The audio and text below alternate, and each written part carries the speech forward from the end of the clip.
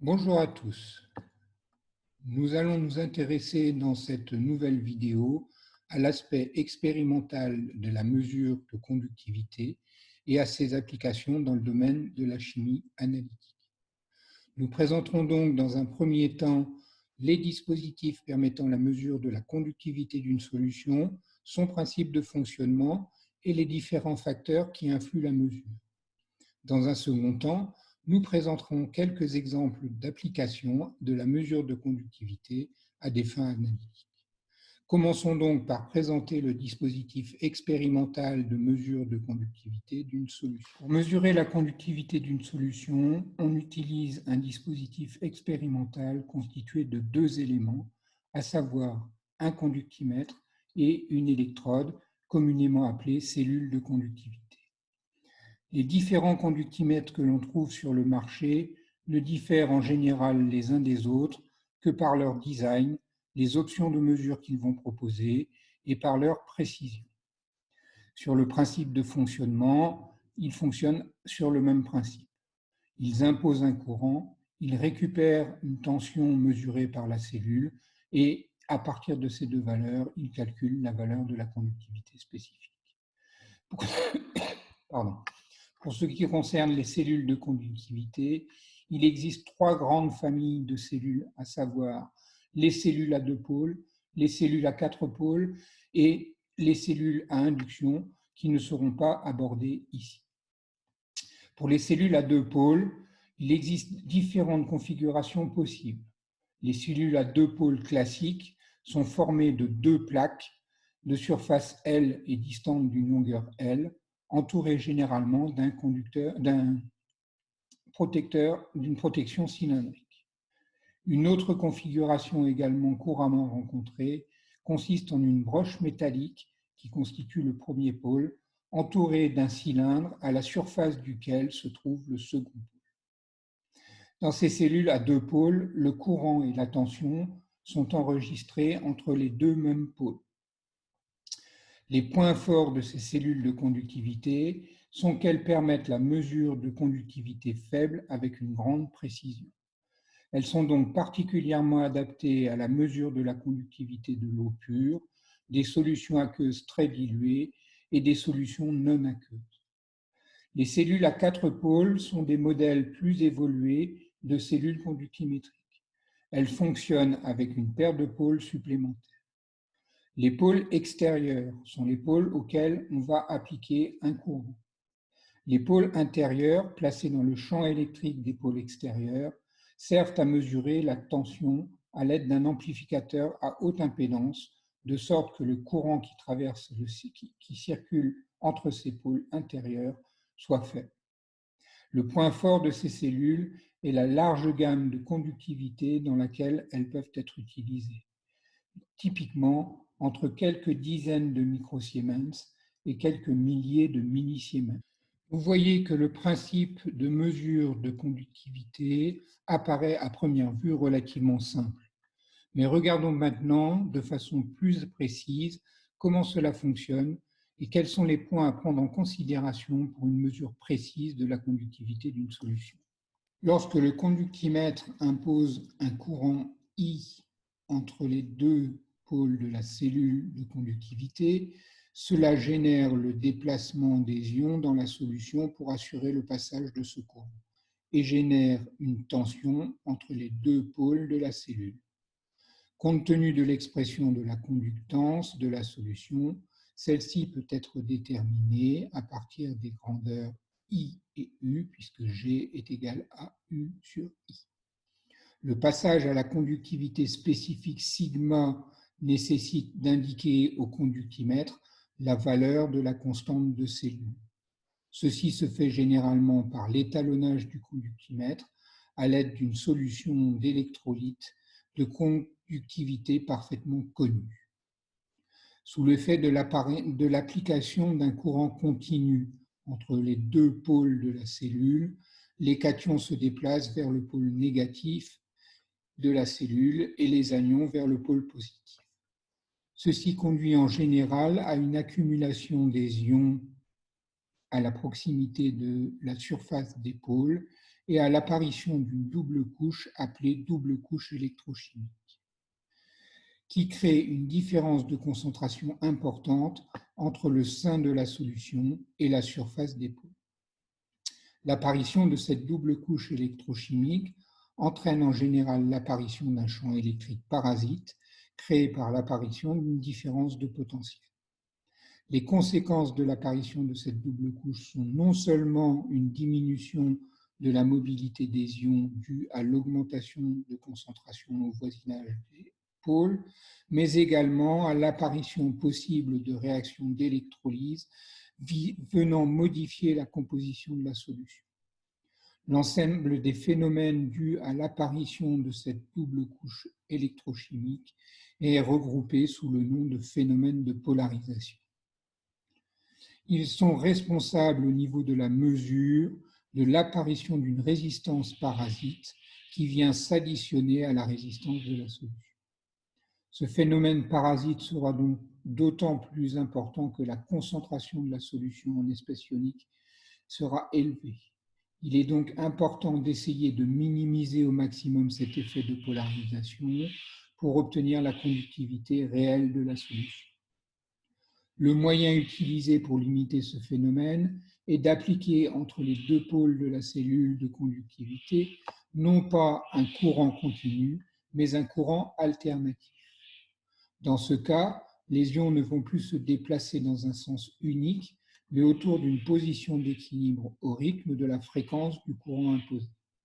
On évite ainsi l'accumulation des ions au niveau des pôles et donc les phénomènes de polarisation. Ainsi, plus la fréquence du courant alternatif imposé sera élevée et plus l'effet de polarisation sera limité. En augmentant la surface de l'électrode, on diminue également les effets de polarisation. Enfin, notons qu'il est possible d'utiliser des cellules à 4 pôles, puisque ce type de cellules ne sont pas influencées par les phénomènes de polarisation, puisque la tension mesurée aux bornes des pôles internes est réalisée à l'aide d'un circuit dans lequel le courant est quasiment nul. Nous venons de voir qu'au cours de la mesure de la conductivité d'une solution, il apparaît un effet parasite de polarisation qui sera d'autant plus important que la solution sera concentrée en électrolyte. Nous avons vu que l'utilisation d'un courant alternatif permet de limiter ce phénomène et ceci d'autant plus efficacement que la fréquence de ce courant alternatif sera élevée. Cependant, l'utilisation d'un courant alternatif n'est pas sans conséquence puisqu'il génère un autre effet qui vient parasiter la mesure de la conductivité. Cet effet est ce que l'on appelle l'effet capacitif. Alors, de quoi s'agit-il ? Le fait de placer deux éléments conducteurs dans un milieu liquide non conducteur font de ce dispositif l'équivalent d'un condensateur. Si ce condensateur est alimenté par un courant continu, il se comporte alors comme un circuit ouvert et aucun courant ne circule dans le condensateur, car sa résistance est infinie. Le simple fait de passer d'un courant continu à un courant alternatif a pour effet de diminuer la résistance du condensateur, ou plus précisément son impédance ZC, qui s'exprime par ZC égale 1 sur JC oméga, où J est un complexe, C, c'est la capacité du condensateur, et oméga, la fréquence du signal alternatif. L'impédance du système diminue donc lorsque la fréquence du signal augmente et sa conductance augmente. Le simple fait d'introduire la cellule de conductivité dans une solution d'électrolyte génère donc l'apparition d'une conductance parasite liée au fait que le système peut potentiellement se comporter comme un condensateur lorsque la conductivité de la solution est nulle. La conductance mesurée par le conductimètre sera alors la somme des contributions de la solution et du condensateur. Et lorsque la concentration de la solution d'électrolyte diminue, la contribution de la conductance du condensateur à la conductance mesurée devient proportionnellement de plus en plus importante. Vous voyez donc que lors de la mesure de la conductivité d'une solution, deux effets, l'effet de polarisation et l'effet capacitif, vont être à prendre en considération et il faudra en effet, au cours de la mesure, limiter au maximum l'apparition de ces deux effets. Nous avons vu que pour limiter l'apparition de ces deux effets, les deux principaux paramètres sur lesquels il est possible d'intervenir sont la fréquence de l'intensité du courant alternatif délivré par le conductimètre et les paramètres géométriques de la cellule de conductivité par l'intermédiaire de sa constante de C. On voit donc que pour réaliser une mesure correcte de la conductivité spécifique d'une solution, le choix de la fréquence du signal alternatif délivré par le conductimètre et de la cellule de conductivité à utiliser est d'une importance fondamentale. Ainsi, pour les échantillons les moins concentrés, pour lesquels l'effet de polarisation est négligeable et où la contribution de l'effet capacitif à la conductance totale mesurée devient élevée, on aura plutôt intérêt à travailler avec des fréquences de signal alternatif faibles et des cellules de conductivité dont la constante de cellule est également faible, pour limiter l'importance de l'effet capacitif. À l'inverse, pour des échantillons fortement concentrés en électrolyte, où l'effet de polarisation peut devenir élevé et où la contribution de l'effet capacitif à la conductivité mesurée est négligeable, on préférera travailler avec des fréquences de signal alternatif élevées et avec des cellules de conductivité présentant des constantes de cellules élevées. Notons cependant que dans ce cas de figure, l'utilisation de cellules de conductivité à induction est souvent préférée et mieux adaptée. Enfin, pour les concentrations intermédiaires, l'utilisation de cellules de conductivité à 4 pôles peut être une alternative pour s'affranchir de l'influence de l'effet de polarisation. Un certain nombre d'autres facteurs vont devoir être pris en compte lors de la mesure de la conductivité d'une solution, à savoir la température, puisque celle-ci, comme nous l'avons vu dans une vidéo précédente, a une influence notable sur la conductivité mesurée. Néanmoins, la plupart des conductimètres actuels et modernes sont dotés d'algorithmes de correction de la conductivité qui permettent au conductimètre de ramener la conductivité mesurée à celle de l'échantillon à la température de 25 degrés. Il conviendra également de limiter au maximum les effets de champ pouvant interférer sur la mesure de la conductivité en positionnant correctement la cellule de mesure dans le milieu dont on souhaite mesurer la conductivité. On prendra également soin d'éviter la présence d'espèces gazeuses dans le milieu ou de bulles d'air au niveau de la cellule. Enfin, on veillera à éviter la formation de couches solides à la surface des pôles de mesure. Maintenant que nous avons vu le principe de la mesure de conductivité et les conditions optimales de cette mesure, intéressons-nous aux applications de la mesure de conductivité dans le domaine de la chimie analytique. La mesure de conductivité est une méthode simple, fiable et peu coûteuse pour déterminer la teneur totale en ions dans une solution. Il n'est donc pas surprenant de constater que la mesure de conductivité est une méthode répandue et très largement utilisée dans de nombreux domaines et plus particulièrement dans les applications de contrôle qualité. Cela va de la surveillance de la qualité des eaux, qu'elles soient de surface, de distribution ou résiduaires, au contrôle du nettoyage des cuves industrielles, en passant par le contrôle de la teneur en sel dans les aliments et les boissons. De nombreuses industries font appel à cette technique à différents niveaux de leur process. Il peut s'agir de contrôler l'efficacité de la régénération de résines échangeuses d'ions qui permettent le recyclage des eaux des bains de rinçage des pièces de galvanisation, des pièces galvanisées dans l'industrie électrochimique, comme de la détection du moment où l'agent de nettoyage des installations de remplissage est totalement éliminé par rinçage dans l'industrie des boissons, par exemple. Nous allons ici plus particulièrement nous focaliser sur la mise à profit de la mesure de conductivité pour suivre des réactions de dosage de solutions ou poursuivre la cinétique de certaines réactions chimiques. Examinons dans un premier temps le cas du suivi de dosage d'espèces chimiques par mesure de conductivité. Ce type de dosage, appelé dosage conductimétrique, est possible lorsqu'au cours de la réaction de dosage, la nature et la concentration des espèces ioniques sont modifiées de façon significative et que le passage de l'équivalence s'accompagne d'une modification importante de la variation de conductivité du milieu. Il faut donc que la conductivité de la solution évolue en fonction du volume de titre renversé et que la variation de cette conductivité avant et après l'équivalence soit différente. Cela implique donc qu'au cours de la réaction de dosage, des espèces ioniques soient éliminées du milieu ou soient remplacées par d'autres espèces ioniques qui seront plus ou moins conductrices, plus ou moins mobiles que les espèces qu'elles remplacent.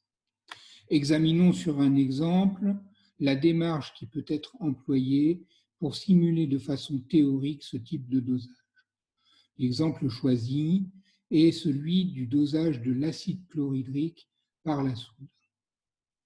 L'équation de la réaction faisant apparaître l'ensemble des ions provenant des deux réactifs s'écrit H plus Cl- plus Na plus OH- donne Na plus Cl- plus H2O. Une première analyse qualitative de cette équation nous montre qu'il y a deux catégories d'ions dans le milieu. Les ions réactifs, H+, et OH-, et des ions non réactifs, Na+, et Cl-. Si l'on poursuit cette analyse qualitative du problème, on notera qu'avant l'équivalence, les ions OH- que l'on additionne réagissent avec l'ion H+, pour donner une espèce, H2O, dont la dissociation est très faible, puisque son KE est de 10-14, et pourra être à tout instant négligé du point de vue de la conductivité de la solution, tant que la concentration des autres ions présents dans la solution auront une concentration supérieure à 10-7 mol par litre. Dans cette première partie du dosage, on peut alors considérer du point de vue de la conductivité de la solution que l'addition de soude à l'acide revient à substituer les ions H+, très conducteurs, par des ions Na+, qui sont beaucoup moins. On observera donc une baisse de la conductivité au fur et à mesure de l'addition de soude. Lorsque l'ensemble des ions H+, auront été neutralisés par les ions OH-, l'addition de soude supplémentaire, c'est-à-dire d'ions Na+, et d'ions OH-, aura pour effet d'augmenter la conductivité spécifique de la solution, puisque plus aucune réaction n'a lieu dans le milieu. Si on effectue le bilan de cette première analyse qualitative, on en déduit que la conductivité de la solution varie de façon décroissante avant l'équivalence et croissante après l'équivalence. L'allure de la courbe de dosage sera donc celle de la figure qui est représentée ci-dessous. Examinons maintenant le problème sous un angle plus qualitatif et essayons de trouver les expressions des conductivités de la solution pour différents instants du dosage, à savoir V égale 0, VB inférieur au volume équivalent, VB égale au volume équivalent et VB supérieur au volume équivalent. Pour établir ces expressions, il suffit d'exprimer la conductivité comme la somme des contributions de chacun des ions. Sigma est égal à la somme sur I des lambda I CI. Il nous faut donc pour cela faire l'inventaire de tous les ions susceptibles d'être présents dans la solution et d'exprimer leur concentration au cours des différentes phases du dosage. On pourra ensuite établir l'expression de la conductivité du milieu pour ces différentes phases du dosage à partir de l'expression de sigma qui vient d'être mentionnée. Un descriptif complet de la démarche a été donné dans le document PDF du cours téléchargeable sur la page Moodle relatif à ce cours. Le tableau ci-dessous regroupe l'ensemble de ces expressions. L'examen de ces expressions montre que les expressions de sigma avant l'équivalence et sigma après l'équivalence ne sont pas des fonctions linéaires de VB puisque V total varie avec VB.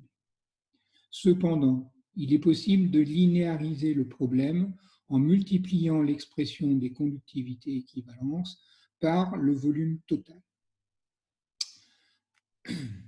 On aboutit alors à des expressions de sigma fois V total égale F de VB qui sont linéaires avant et après l'équivalence. Avant l'équivalence, la pente de cette droite est alors CB que multiplie lambda NA plus moins lambda H plus et sera donc négative puisque lambda H plus est supérieur à lambda NA plus, alors qu'après l'équivalence, la pente de la droite V total sigma en fonction de VB est alors CB que multiplie lambda NA plus lambda OH- et sera donc positive. On retrouve donc bien l'évolution prévue par l'analyse qualitative que nous avons donc faite de la solution. Lorsque la conductivité limite des ions de chacun des ions est connue, il devient alors possible de simuler les courbes de dosage. C'est ce qui a été fait sur la diapositive que vous voyez actuellement. On pourra constater que, comme prévu, l'évolution de sigma avant et sigma après l'équivalence ne sont pas linéaires en fonction de VB. La correction des valeurs de sigma avant et sigma après en les multipliant par la valeur du volume total permet d'obtenir des variations linéaires et donc de faciliter la détection du point équivalent du dosage. Voyons maintenant dans quelle mesure et dans quelles conditions il est possible de mettre à profit les mesures de conductivité pour suivre la cinétique d'une réaction chimique. Lorsqu'une réaction chimique s'accompagne de l'apparition ou de la disparition d'ions dans le milieu ou encore de l'échange entre deux ions de conductivité ionique différentes, la conductivité peut être utilisée pour suivre l'évolution de la concentration des espèces ioniques dans la solution. Pour que ces mesures de conductivité puissent être utilisées pour étudier la cinétique de la réaction, il faut que la conductivité du milieu puisse être reliée de façon simple à l'avancement de la réaction. Nous traitons ici, à titre d'exemple, la réaction d'hydrolyse du chlorotriméthylméthane afin de montrer comment il est possible d'établir le lien entre la conductivité de la solution et l'avancement de la réaction. L'équation de la réaction envisagée est donc CH3 3 fois CCl mis en présence d'eau en excès donne CH3 3 fois COH plus H3O plus Cl. On constate donc qu'au cours de la réaction, il y a formation d'espèces ioniques, H3O plus et Cl-, et donc que la conductivité du milieu va donc augmenter au fur et à mesure de l'avancement de la réaction. L'expression de la conductivité du milieu est bien entendu donnée par la somme des contributions de chacun des ions à la conductivité, c'est-à-dire la somme sur I des lambda I CI. CI représentant la concentration des ions H3O+, et des ions Cl-, qui ici est identique, dans la solution. On peut donc réécrire sigma en fonction de l'avancement de la réaction, comme étant égal à lambda H3O+, plus lambda Cl-, que multiplie l'avancement de la réaction sur le volume dans lequel se déroule la réaction. L'expression de cette conductivité est donc la conductivité à un instant t donné reliée à un avancement xi donné. On peut donc exprimer l'avancement de la réaction en fonction du volume, de la conductivité spécifique de la solution et de la conductivité ionique des ions présents dans la solution, comme l'avancement égale V que multiplie sigma sur lambda H3O+, plus lambda Cl. La vitesse de la réaction étant définie comme 1 sur V d2xi sur dt, on peut alors relier la vitesse de la réaction à la variation de conductivité de la solution au cours du temps par V égale 1 sur lambda H3O+, plus lambda Cl-, d de sigma sur dt. Il est alors possible de définir l'avancement volumique de la réaction, avancement volumique qui correspond au rapport de xi sur V, comme étant égal au rapport de sigma sur la somme des conductivités ioniques des ions apparaissant au cours de la réaction. En effectuant ce travail, en effectuant la mesure de la conductivité au bout d'un temps suffisamment long pour que la réaction soit terminée, il sera également possible d'établir l'expression de l'avancement volumique lorsque la réaction est terminée en faisant le rapport de la conductivité infinie sur la somme des conductivités ioniques des ions qui contribuent à cette conductivité.